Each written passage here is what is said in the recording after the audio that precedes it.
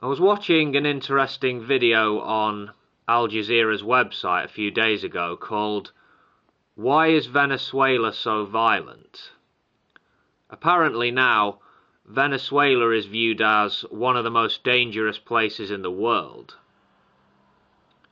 Police and civil society organizations are saying there were more than 19,000 murders in the country last year, and the levels of kidnapping and robbery have been going up under the rule of President Hugo Chavez. So, in an attempt to tackle the violence and insecurity in the country, the government has recently banned private gun ownership. Will that do any good, I wonder? We'll have to wait and see. There's an interesting discussion that goes on in this video where you've got four people, including the presenter, talking about the possible reasons for the rise in crime in Venezuela. This video I'm making reference to was on the Inside Story Americas program, by the way. One of the people on the program is called Eva Galinga, who's obviously a big Chavez supporter, judging by what she says. I didn't value most of her contributions to the discussion, to be honest. The other two guys on the panel seemed a bit more reasonable to me. She did say some intelligent things, though. Apparently, President Chavez blames local governors for the increase in crime in the country. Opposition governors, I would assume. Some other things you might like to know about Venezuela. Well, according to the Venezuelan Commission, 1,150 people were kidnapped in 2011. But according to the US State Department, 80% of kidnappings in Venezuela go unreported. As far as the murder rate goes, well, the murder rates in both Colombia and Mexico were considerably lower than the murder rate in Venezuela last year.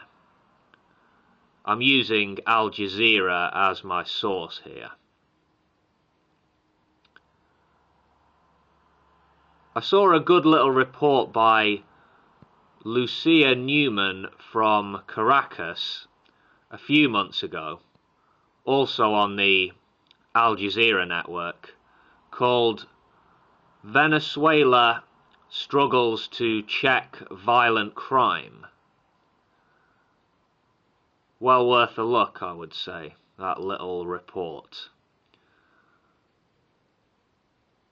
After doing a bit of reading up on Venezuela and watching several videos regarding the security situation in the country, among other things, I have to say, I don't think I'll be going on holiday there anytime soon.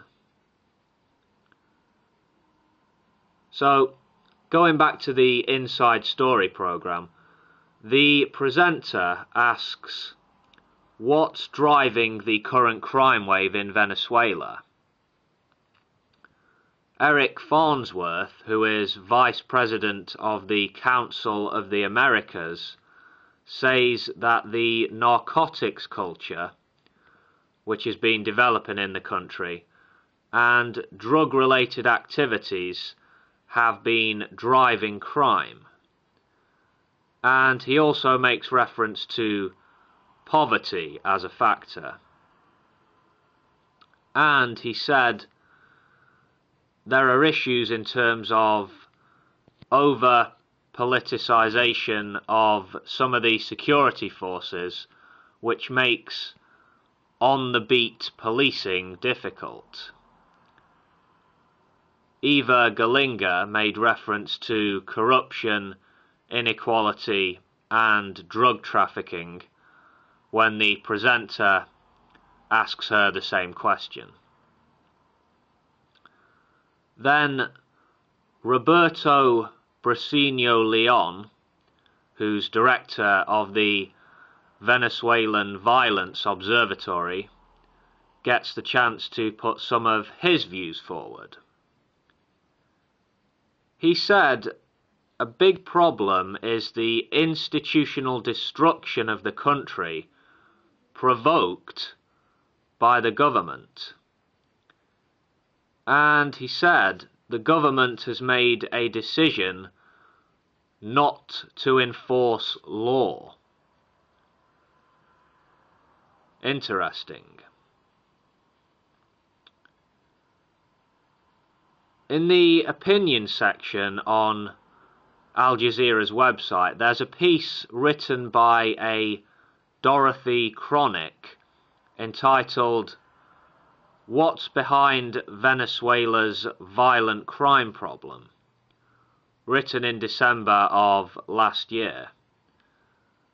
This woman is a graduate of Stanford University, and she used to live in Venezuela. I don't know if I pronounced her name correctly there. Anyway, let me just read you a little bit of what she said. Quote, "How has Venezuela become so dangerous? As the recent report from the International Crisis Group summarized, Venezuela's surging cocaine trafficking creates conflict, and the rapid accumulation of small arms in the hands of civilians makes conflict more deadly." End quote. The author also says in this piece that top officials in the Chavez government are involved or connected with major cocaine trafficking, according to reports from the Drug Enforcement Administration. Now, I don't know how reliable of a source the Drug Enforcement Administration is, to be honest. I'd have to look into that a bit more. Hugo Chavez. He is a popular man, in spite of the violence, unemployment, and inequality in his country. He's been in power for 13 years now, I think. And I suspect he's going to win the election later this year too. Yeah. Well, if you have your own ideas or opinions about why Venezuela is such a dangerous and violent place, let me know in the comments. I don't know a great deal about the history or culture of Venezuela, but I'm learning. I find it to be a very interesting country, with an interesting culture. Anyway, take care folks, and I will see you next time.